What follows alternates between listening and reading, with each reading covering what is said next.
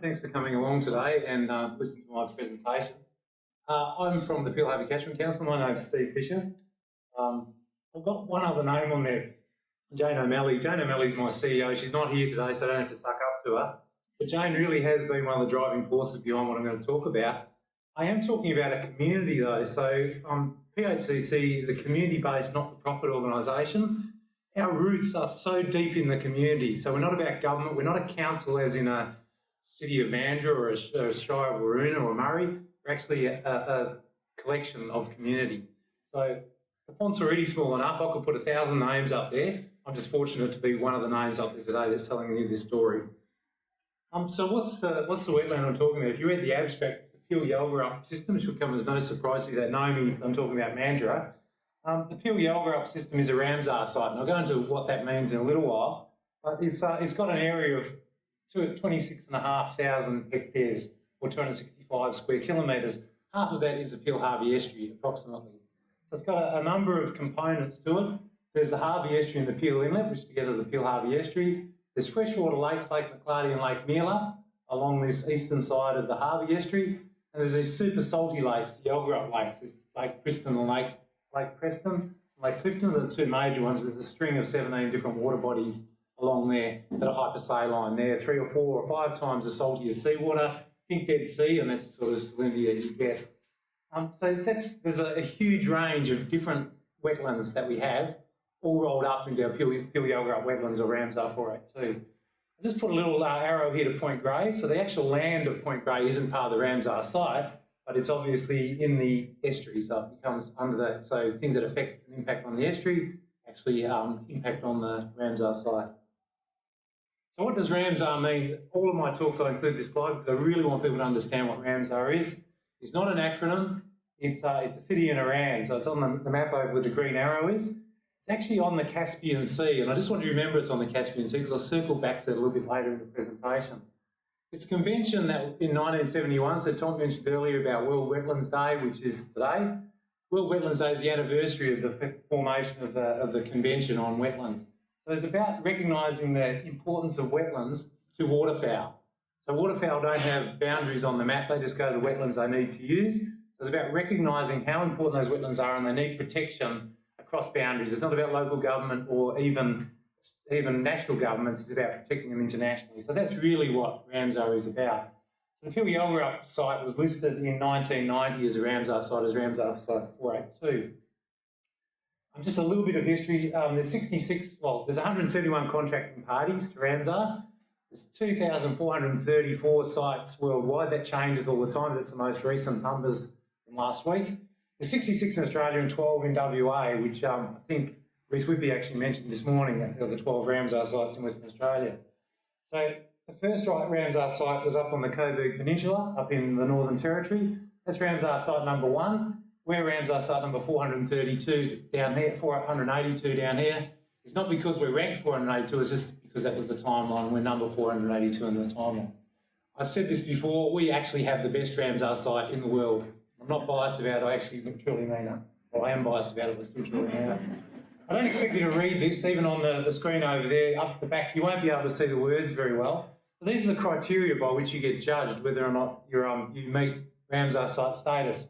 There's 9 of them, and the Peel-Yalgorup System, Ramsar 482, meets at least 7 of those 9 criteria. So they're the ones that are highlighted in the green boxes.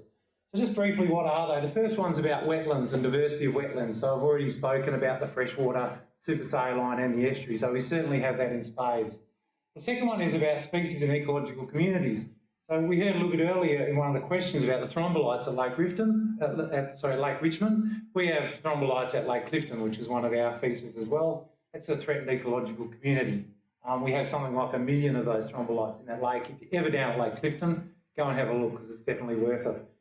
Just to make a little bit more estuary focused, because I'm talking about Point Grey today, we also have coastal and temperate salt marshes, which is a TEC, which form a fringe around, not the whole estuary, but there's a fair amount of the estuary that has salt marsh. Criterion 4 is about where the wetland provides critical habitat for species at different times of their life cycle. So we have a population of about 80 dolphins, for example, that use the estuary. We have calves born in the estuary. So it's clearly, it supports them at critical lifetimes when they're born and mostly through their life.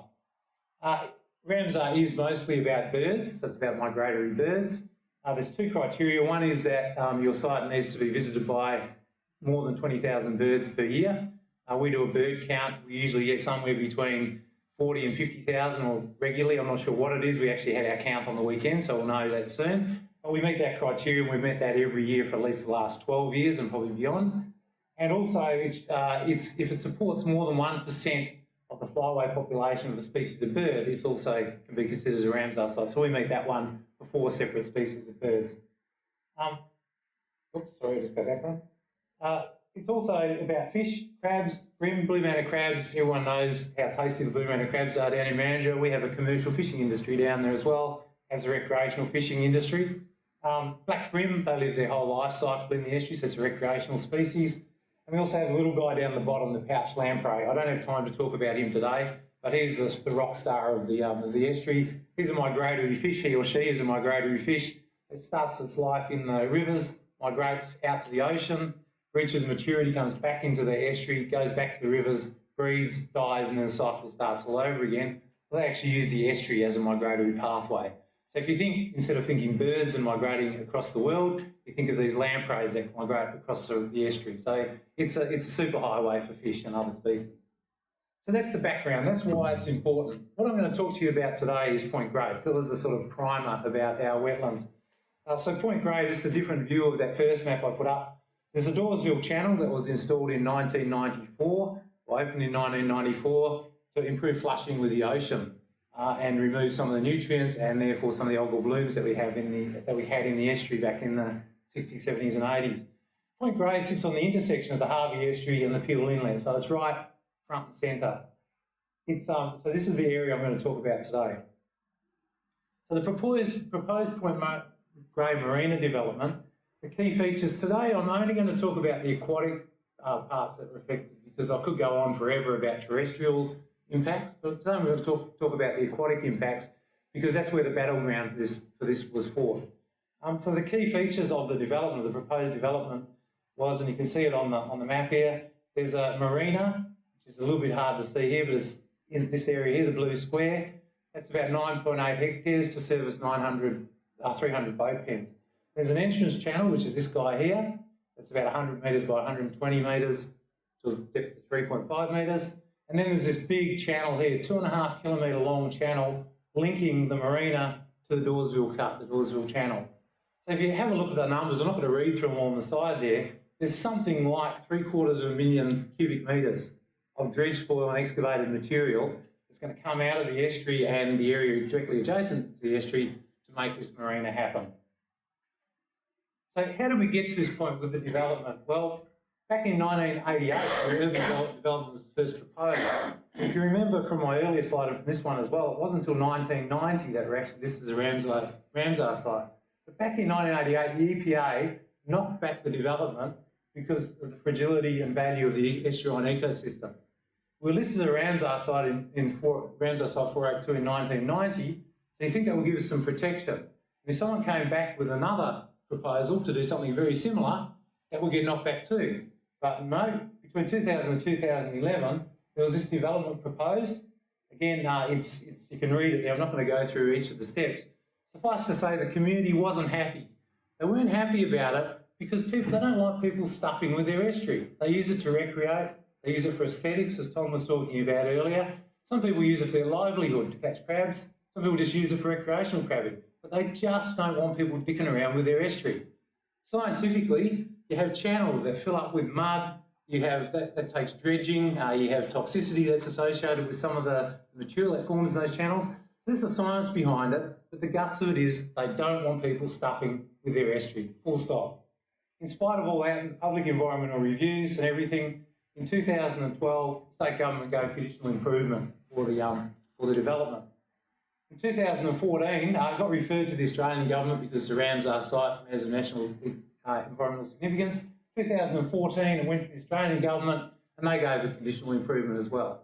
So I'm not lying here, there was a hell of a fight that went on, but I don't have the time to talk through it all. That was the result. The approvals were effective till 2052. For God's sake, 2052, 40 years approval. So once you got that approval, yes, there's some conditions, you had them for 40 years. So in 2007, oops, sorry, blowing the mission. In 2017, after 5 years of inaction, the developer requested a time limit, an extension of the time limit of substantial commencement. Now, one of the conditions with the state approvals was that they would start that development within 5 years. They would start. There's not, oh, look, if you don't start, you can come back to the Minister and appeal.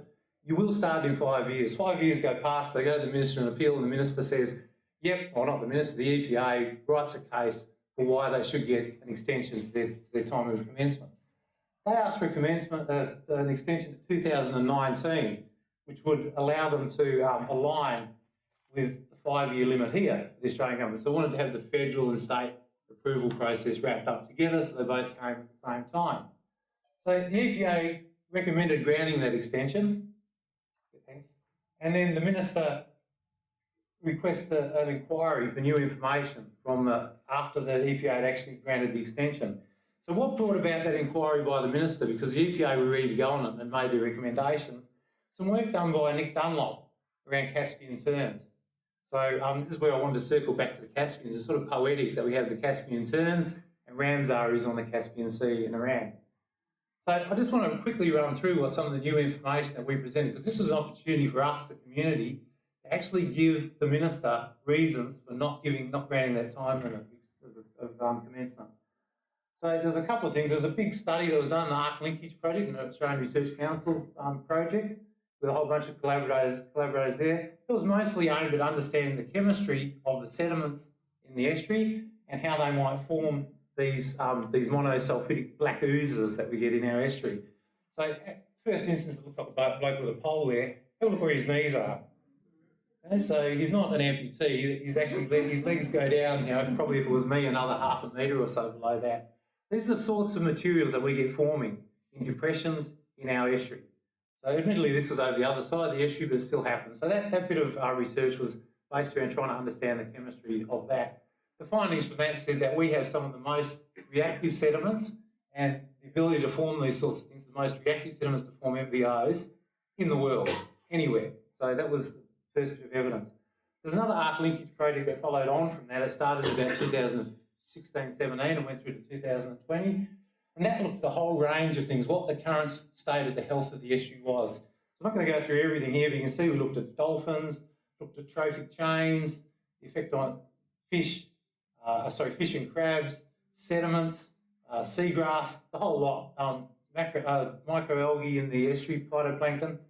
So try to synthesise that all into a report of what the current state was. So this is the information we hit the state government with. We also had this sort of information that the sediments around Point Grey weren't actually in as good condition as what was assumed they were. And even things like this spot here, right next to the Dawesville Cut, the sediments just don't get flushed away out the channel. They actually accumulate. We also did some work on seagrass through that project. So it's a little bit difficult to see, and I don't want you to read the whole thing. But these are the Point Grey samples. So the best seagrass, Point Grey sites, the best seagrasses that we had in the whole estuary is exactly in the path of where the channels go. Black bream research. We know that the black bream aren't breeding and aren't reaching adulthood in the Peel-Harvey Estuary. So this is another bit of information we hit them with. Prepared a report card for the estuary where we showed how things were tracking against some of the key indicators. And we did a big report card for the Ramsar Site to show what the cumulative impacts were on the Ramsar Site of current development. We packaged all this information up, sent it off to the state government, and guess what happened? They granted an extension to the time limit authorisation. In the face of all of that information, all of that evidence, they granted the bloody extension. I wish Reece Whippy was still here. I would hit him across the head with it. Not that he was there at the time, but this is what we're up against. So granted, but to add insult to injury, they actually gave him another 5 years. It wasn't just to line it up to 2019. They gave him another 5 years. Why? Because the proponent asked for it. That's the reason why. This gives me the shits. Sorry, I'm close to retirement. I can say what I like and Jane's not here. So in 2019, we thought we've got another crack at it. We can go to the Australian government. So in 2019, the developer went to the Australian government, asked for the extension for the same reason that they hadn't commenced. The Australian government actually was worse. They just gave it the rubber stamp. They said, yeah, time limit extension, yep, we'll make it to 2029, we'll give you 10 years, don't ask for we'll give you 10. We'll actually extend the expiry date out to 2057. We'll give you another 5 years. Great. So the dredge spoil and disposal management plan, which is a plan that was how they were going to manage dredge spoil, was also weakened. There's one really key thing that I did leave off, sorry, actually I won't go into it. On one of my earlier slides, I showed a picture of a DeLorean. You probably wondered what that was doing there. Well, it's a time machine. So what I really wished at this point was that we could just wind time back to 2011 and we could just kill the development before it started, but unfortunately we couldn't. So what does Ramsar really mean? Well, these are the obligations. I felt really disappointed, and the title on the previous slide was letting the air out of our tyres. I felt really disappointed and angry that we're meeting these obligations. This is us meeting these, promoting conservation-wide use, monitoring changes, encouraging research, protecting migratory birds. All we want is some protection under the EPBC Act. I felt like we've been betrayed. We weren't actually getting it. So it really, sort of knocks you back, and that's what I mean by letting the air out of your tyres. So I know I've only got a few minutes left, but the story winds up pretty quickly. In June 2019, the developer went back and actually applied for just this stage one, which they've been encouraged to do by the federal government through the change in their approvals. Just this stage one, where they're just going to excavate some soil from here and not touch the channel and not touch any groundwater. They're just going to dig a hole in the ground. So that involved clearing some foreshore vegetation, chewed some peppermint trees, but there weren't any impacts on the aquatic environment. The Shire of Murray rejected the application twice. Based on this, the council committee will not see the approved dredging prior to the commencement, meaning that the proponent didn't need to show us what they're going to do with the dredge and the dredge spoil and how they're going to manage the dredging operations before they actually started on this bit of work. Also, the ongoing costs and risks can't be assessed of what dredging is to the whole development. So you can't possibly just let this little bit go ahead so they can get their commencement. One thing that we did do there was we prepared a case study where we looked at 8 different sites around Australia and looked at what the impacts were on poor planning decisions from those marina developments on the environment. And the key to it was there was one in there for Yalgorup, which is part of the Shire of Murray's within their boundaries, showing that there was this ongoing cost of dredging that goes on with developments long after the development's been done. It's not the developer that pays for it, it's the ratepayers and the council. So that got the attention of the Shire of Murray councillors. They ended up rejecting the application twice. The developer wasn't happy with that, so went off to the SAC. So Shire of Murray defended the decision there, and they called on PHCC and BirdLife Australia to give expert witness as expert witnesses. Now this was the turning point. You'll probably wonder what the hell this picture up here of Muhammad Ali is doing there. So this is the turning point. The SAC dismissed the appeal based that the stockpiling is a change of land use not approved under the town planning scheme, which was approved back in 2011. It was not consistent with orderly and properly planning. So this is the DeLorean. We've actually got a chance here to wind back, get in the time machine, jump in and wind back the planning, because the SAC dismissed this appeal saying this is an improper land use. You're not building marina anymore, you're mining. You're mining and stockpiling. So the reason I've got a picture of Muhammad Ali is that's the community, that's sort of us fighting the battle. This is the community rallying around us with the smelling salts and just trying to help and say, come on, champ, get up, you can do it. Now, in every community, there's well-meaning community members that aren't necessarily helpful. That's probably, I'm not sure what this guy's doing here, but that's probably him. So 2020, crank up the DeLorean. So this is it, let's crank the time machine up. We've had a rest, I've sat on the stool, let's get up and let's start swinging again. So the Shire of Murray planners recommended amendments to the town planning scheme. Huzzah, we're going to go back and turn time back. Remove the discretion to have a marina at Point Grey. That's what it was about. The council supported that recommendation. All the lobbying and everything that we'd done, we had to go to them twice, we had to make multiple deputations, but we got there. And the big turning point for us was a meeting that we had in June of 2020, where we had a public council meeting. They had overflow into the public hall because it was too big for the council chambers to handle. And we had 12 deputations there from people, concerned members of the community that really want to get the message across. We don't want this frigging marina in our backyard. You've got to stop it. It's because we don't want it. We don't care what the state says. The federal government says we don't want it. There's a period of public consultation. That public consultation, there's a lot behind that. There's a big campaign behind it I'm not going to go into. The Shire of Murray received 576 submissions from the general public, 574 which were supporting that amendment to remove the marina from the town planning scheme. There's another 16 from agencies and other businesses. 15 of them supported. The one that didn't were the developers. Surprising. So, the final hurdle. The proposed amendment was referred to the WA Planning Commission. The WA Planning Commission recommended that the Minister approve the amendment to remove the marina from as a discretionary land use from that parcel of land. So, the Planning Minister approved the amendment stopping the marina development. Now, when I submitted the abstract for this presentation, we hadn't actually got to that point, but we have now. In December last year, the Minister approved the amendment. Little thing on the side, the Minister synced marina plans. We actually bloody did it. We got it removed. We got in the DeLorean.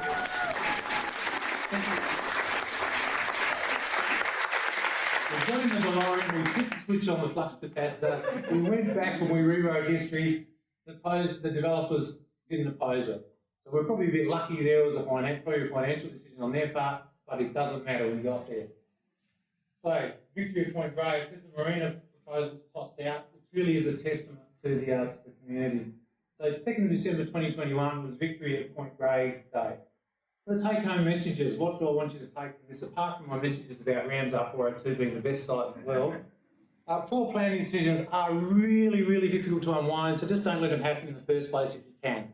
Easier said than done. The EPBC Act applies to Ramsar 402. The conditional approvals offer really limited protection. I gave an example there of some of those approvals are not really protecting at all. For example, a 45-year expiry date for approval. For a while there, I thought I needed the DeLorean to go forward in time to see me through 45 years because that was going to take me up to 95, and I just didn't think I was up to it. I think Muhammad Ali would have been a bit wobbly at the knees at 95.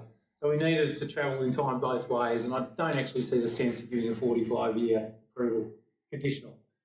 So there's non-compliance to the orderly planning principles is the thing that brought this undone. So that was the turning point. It wasn't the environmental conditions, it was that sector against that background. It was really that non-compliance with the planning principles. So we got it on planning, not environmental grounds.